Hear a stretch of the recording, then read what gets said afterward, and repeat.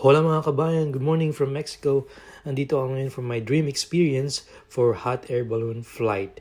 Nag-travel pa ako from Mexico City to Tiwacan ng 1 hour, 6 a.m. yung cold time from the hotel. Including na yung transport, nandito na ako sa site ng 7 a.m.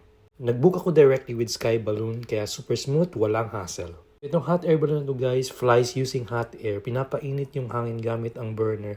So kaya dahan-dahan siyang umaangat. Siyempre, pag nasa taas ka na, ikaw lang muna at ng langit. At isa sa exciting part ay makikita ang Teotihuacan City na higit kumulang 19 na siglo na ang tanda. Sa kabilang side naman, nag-float kami sa taas ng Pyramid of the Sun. Isa to sa pinakamalaking pyramid sa buong mundo. Built around 2,000 years ago at bahagi ng Teotihuacan cities. So, grabe yung goosebump dyan. Nga pala, ang pilot na nagkocontrol ng altitude pero yung hangin na nagdidikta ng direction. So, floating ka lang talaga.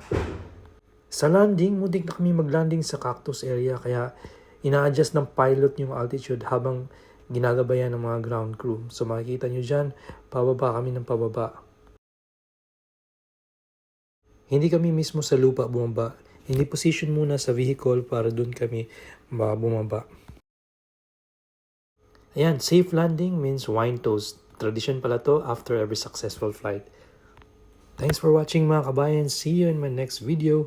Bye-bye.